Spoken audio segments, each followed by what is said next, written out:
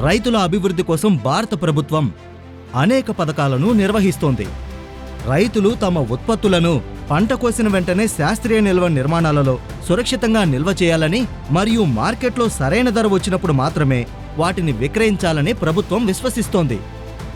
WDRA registration గిడ్డంగుల్లో నిల్వ చేసిన ఉత్పత్తులను ప్రతిపాదిస్తూ రైతులు బ్యాంకు నుండి రుణాలను పొందవచ్చు.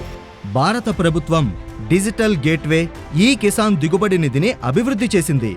దీనివల్ల రైతులు పదే పదే బ్యాంకుకు వెళ్లవలసిన అవసరం ఉండదు. రైతులు జన్ సమర్థ్ పోర్టల్లో నమోదు చేసుకుంటారు.